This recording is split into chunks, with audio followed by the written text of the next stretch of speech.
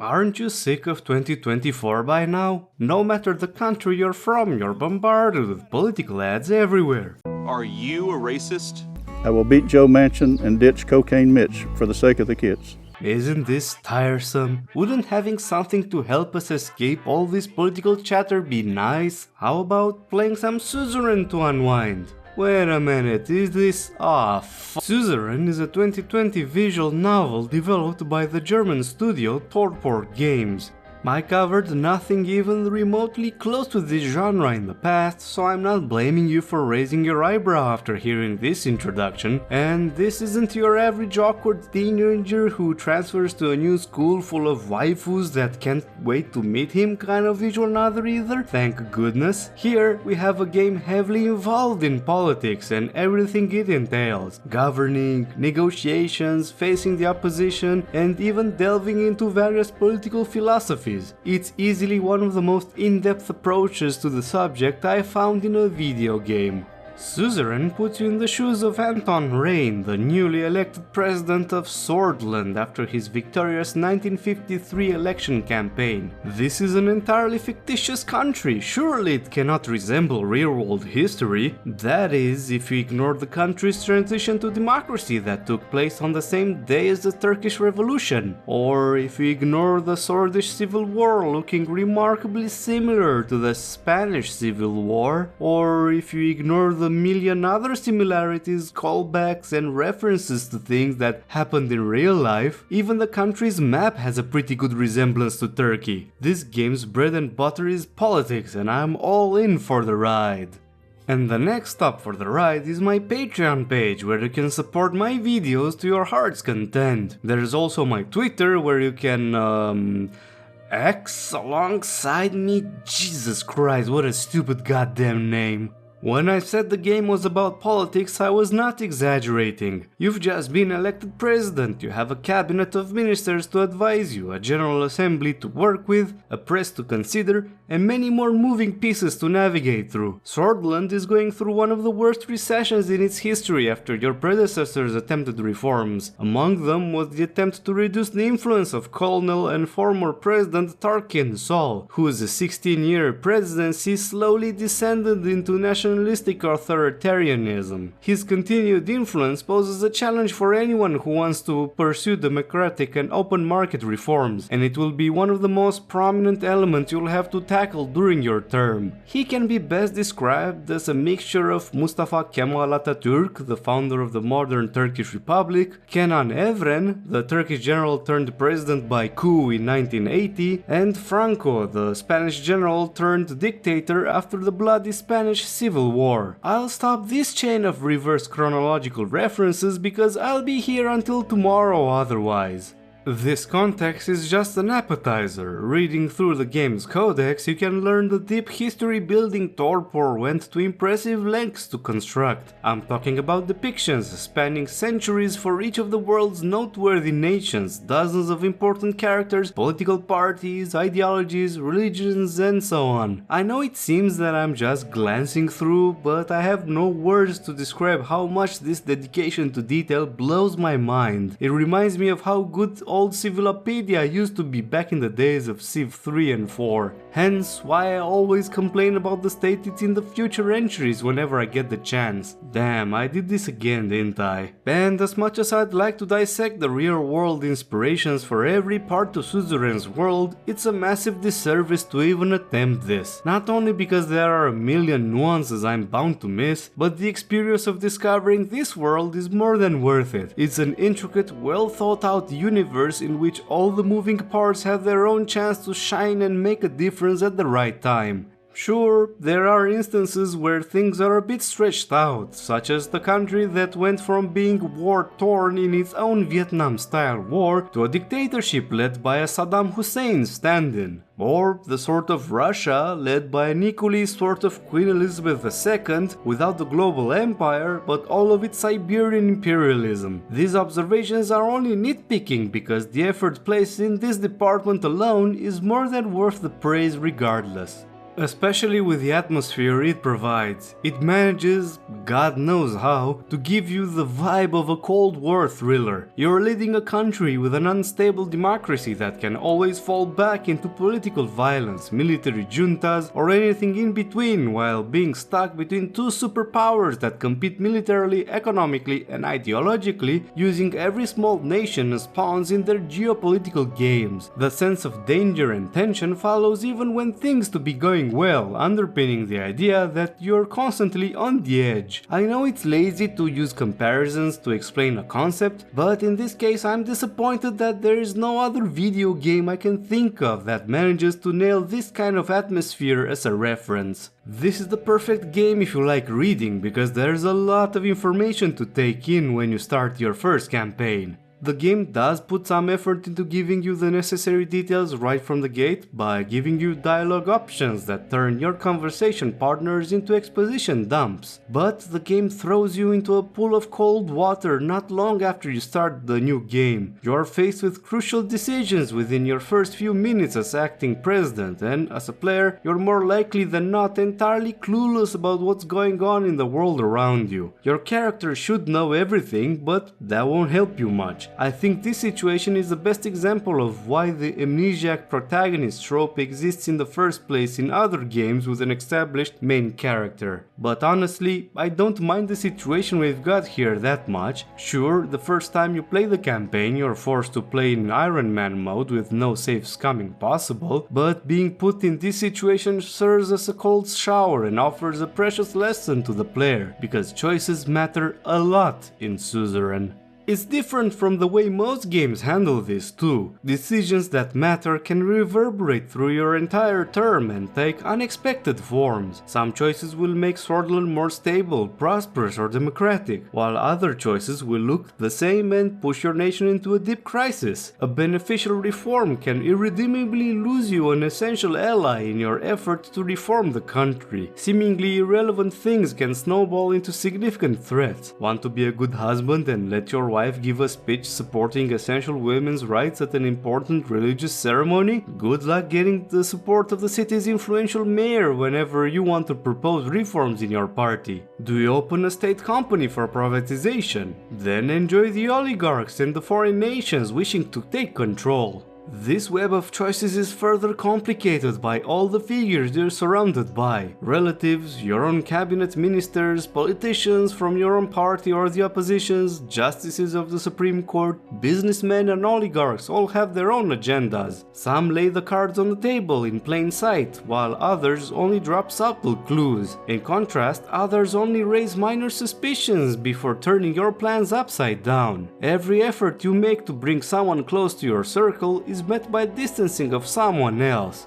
Everything you do influences how much different groups of people are willing to support your future efforts. Even if you're the most powerful man in Swordland, others aren't mere bystanders content to step to the side when their interests conflict with yours. And you know what's the best part of all of this? It manages to achieve this in a way that reinforces real-world practical politics. The best way I can explain this is to give an example straight from one of my playthroughs. I chose to go down the path of reform, but along the way I decided to make concessions to please as many sides as possible. In other games, this kind of strategy actually works, but in Suzerain it's just a quick way to get punished for the half measures you took. I went all the way and managed to get every single camp in Swordland to hate me, and ended up overthrown by the military. If this is the kind of thing you like for your country, you can write me on your ballot next time you go to vote. In Suzerain, you have to pick a lane and stick to it. It forces you to properly acknowledge the benefits and disadvantages of your decisions every step of the way. Being acutely aware of the needs and wants of potential allies is the most important thing to consider. Are they almost convinced by your arguments but need a little encouragement to support you? Or does helping them provide you with marginal gains? The game's writing doesn't outright inform you about this kind of stuff, so it's up to you to do the heavy lifting when making these decisions. Initially, I was disappointed with the gameplay. I was expecting Suzerain to be a strategy game with the usual mechanics to support it. What I got was a couple of vague metrics that offer no details on mouse over and a bunch of dialogue choices. But it didn't take me long to shake off the preconception that premise planted in my mind. Suzerain is actually about choices, the characters, and immersing yourself in the world it painstakingly built around all of this. As I mentioned before, every character has their own views and motivations. Most importantly, they are complex enough to avoid being stereotypes, but not too complex to overload the already dense writing. You can discover hidden facets of their personalities, but it's something you have to do throughout multiple playthroughs since there are plenty of choices that lock you out of some paths. The best part about them is that they're consistent regardless of your decisions. The cabinet members that support your every step on one round can become fierce adversaries in another according to your choices. And believe me, you have many choices at your disposal. You can establish a dictatorship, go for open market reforms, turn the country communist, and anything in between. The best part is that Suzerain does a pretty good job of presenting every option as neutrally as possible, which is something hard to expect in today's climate. This includes debates over which between capitalism and communism is the better system. This is particularly prominent because the nations of Arcasia and the United Cortana in Suzerain's worlds are the superpower stand-ins for the United States and the Soviet Union. While this debate is at the core of the world's geopolitics, Swordland also has its own share of diplomatic issues. From the north, the Kingdom of Rumburg is threatening invasion, while the southern border witnesses a massive migration of refugees that create social tensions where they settle, similar to the Kurds in the real life. You deal with many more regional actors, and the same rules apply to them as the characters within your nations. They each have their own interests, dictated in part by their history and your own approach. I wish I could go into more detail about this complex web of choices and paths, but unfortunately I cannot. There's no way I can do justice to something as complex as Suzerain. Even if I dare to go into detail on one aspect, I risk having to unthread all of the game, which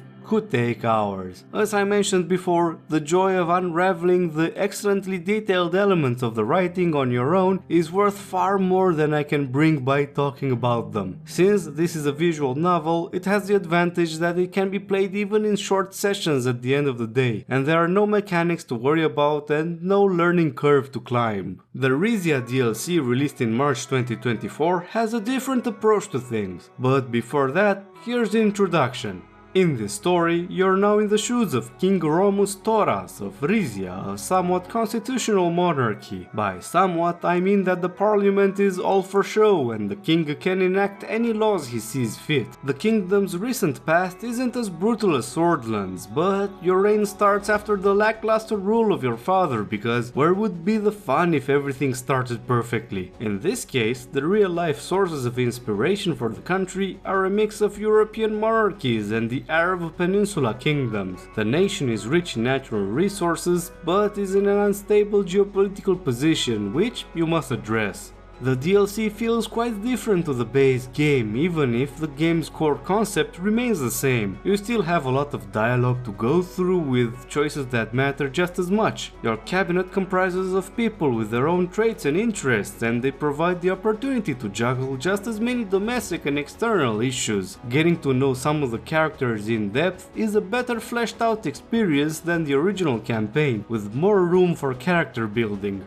But there is one thing it does significantly better, the management aspect. As I mentioned, little information was presented in the base game, and you sometimes had to guess from bits and pieces of what you were shown. The economy was presented as a line on a minimalistic graph, and important stuff like the state of your energy production or your army was left up to you to guess, and the same went for the impact of your decisions. I didn't have a big problem with this, since I accepted to look at it from a visual novel perspective and not a strategy game, but Rizia certainly tries to shake up the formula. Now, after reading your reports and attending all of the available meetings, you also get the chance to make some policy decisions. These vary from allowing freedom of the press or providing money for heating costs of poor households to engaging in large infrastructure projects or military production.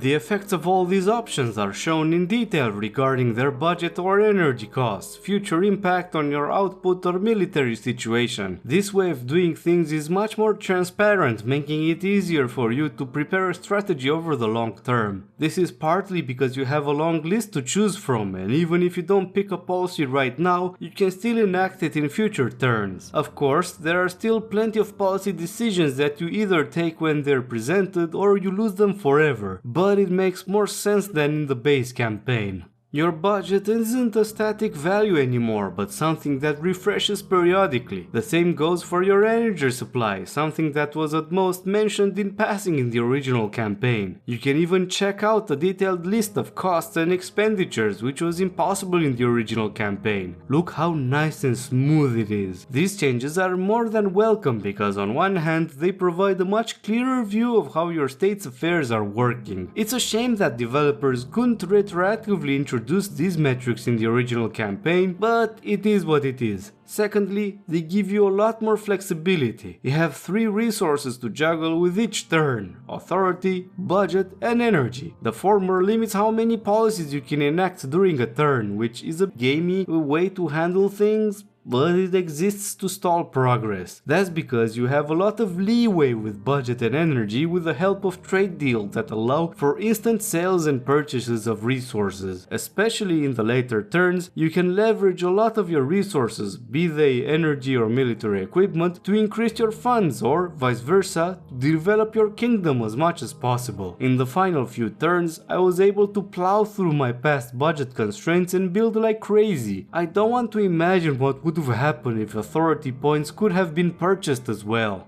In the Swordland campaign, the beginning was very front-loaded. By this I mean that the first half had you go through many reports and meetings or interactions that moved the story forward, while the latter part was a lot quieter in comparison.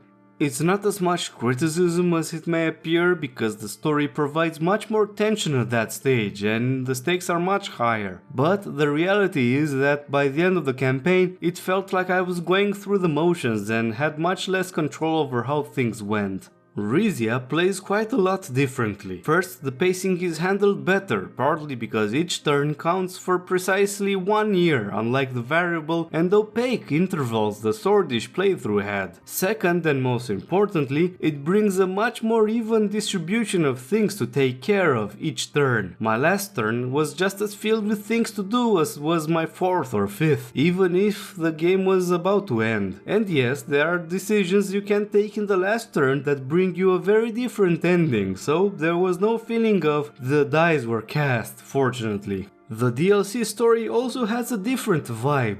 It's a lot less tense, partially because the kingdom's problems are much less dire than Swordland's. The internal factions that might pose a problem seem more effortless to please simultaneously, mainly due to the industrial investments you can make in their territories. Said investments are suitable to make anyway because of their benefits to your economy, to your energy production, or the development of your army. So it's more like a stone killing 2 birds kind of situation. Because of this, for me at least, this DLC was a lot easier to navigate and reach a good ending in which I successfully achieved all the long-term goals I aimed for. Ironically, because I've managed to do this peacefully, I completely skipped over the new war system it implemented.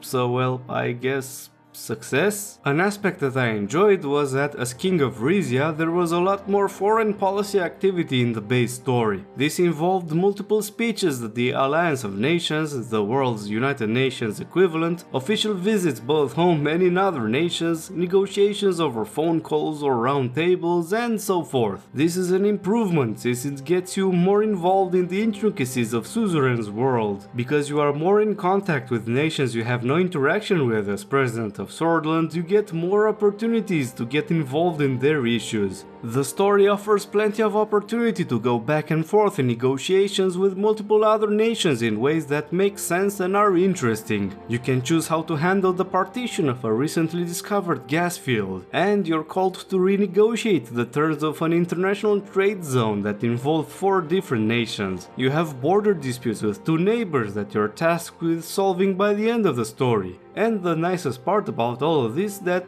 they each interact with each other in ways that you wouldn't expect initially. In other words, there are different reasons to enjoy the Rizia DLC compared to the base Suzerain story. Governing Swordland is much more about navigating the minefield of internal politics in an unstable state, with one significant external threat lurking in the background. On the other hand, the experience of leading Rizia is much more about finding the best solution to position the kingdom well internationally, because the internal struggles are few and can be tackled with little effort. Personally, I enjoy both approaches, but I would have liked if the DLC threw more obstacles in my direction. All in all, Suzerain is a unique game in the video game landscape. Its focus on politics is dealt not only with seriousness, but also with a surprising amount of depth. There are many games out there with political themes and even messaging in their stories, but Suzerain raises above every one of them in providing a genuinely interactive political experience. The fact that I never felt as if the writers were pushing some options over others and instead left the decisions in their consequences entirely in the hands of the players is commendable. Thanks to everyone for watching this video. Remember to click the buttons and share this with your like-minded fellows. And until next time, cheers!